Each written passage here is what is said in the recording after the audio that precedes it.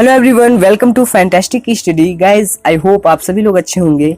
Guys हमें अपनी daily life में इस तरह के सेंटेंसेस को बोलना पड़ता है, जैसे मुझे पता है तुम जानबूझकर यह कर रहे हो। वह उसे जानबूझकर मारना चाहता था।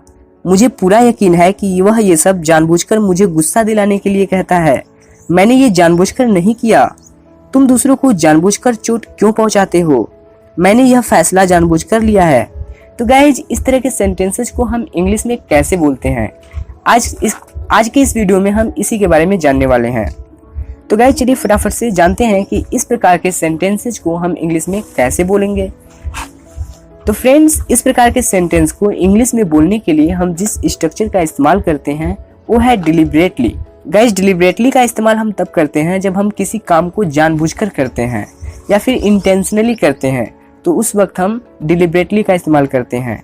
अब आइए इसका रूल देखते हैं कि डिलिबरेटली को हम सेंटेंस में किस प्रकार से फिट करेंगे।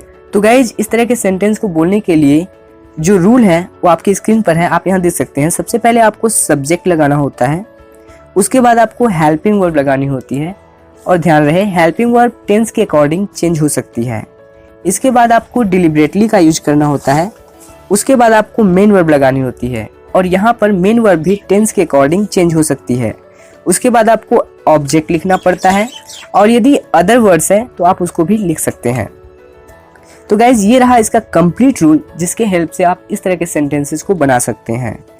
आइए अब इसको एग्जाम्पल से और क्लियर करते हैं और अच्छे से समझते हैं। तो हमारा सबसे पहला एग्जाम्पल है, मुझे पता है तुम जानबूझकर यह कर रहे हो। I know that you are deliberately doing this. I know that you are deliberately doing this.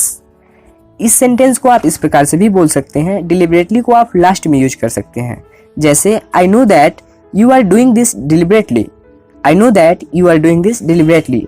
तो आप डिलिबरेटली को लास्ट में भी यूज कर सकते हैं।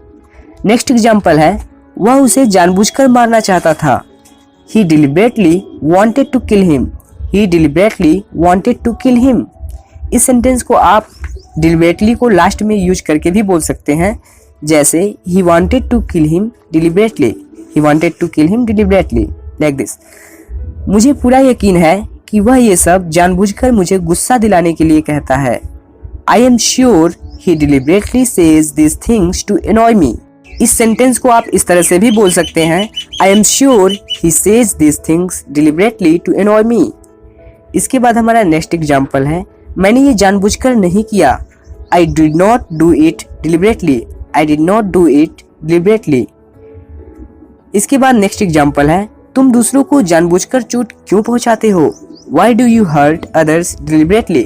Why do you hurt others deliberately? तो गाइज कितने इजी वे में हम इसका इस्तेमाल कर रहे हैं। आप भी इसका इस्तेमाल कर सकते हैं और अपनी इंग्लिश को और ज़्यादा बेहतरीन बना सकते हैं।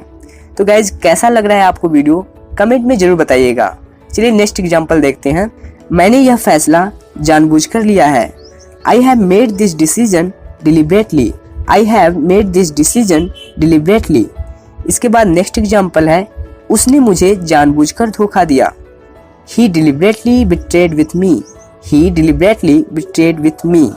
यहाँ पर betrayed की जगह पर आप cheated का भी यूज कर सकते हैं और diddle का भी यूज कर सकते हैं। गाइस दोनों का सेम मीनिंग होता है, धोखा देना। इस सेंटेंस को आप इस तरह से भी बोल सकते हैं, He betrayed with me deliberately. He betrayed with me deliberately. उसे जानबूझकर परेशान करने का कोई फायदा नहीं है। It is no use bothering him deliberately. It is no use bothering him deliberately. इसके बाद नेक्स्ट एग्जांपल है, उसने जानबूझकर हिम्मत नहीं हारी। He did not lost heart deliberately. He did not lost heart deliberately. उसे जानबूझकर मत सताओ। Don't infest her deliberately. Infest या molest दोनों का आप यूज कर सकते हैं, दोनों का मीनिंग सेम होता है, सताना। तो गाइज कैसा लगा आपको वीडियो, कमेंट में जरूर बताइए। अभी तक आपने यदि हमारे चैनल को सब्सक्राइब नहीं किया है तो चैनल को सब्सक्राइब कर लीजिए, ताकि हर एक वीडियो की नोटिफिकेशन आपको मिलती रहे।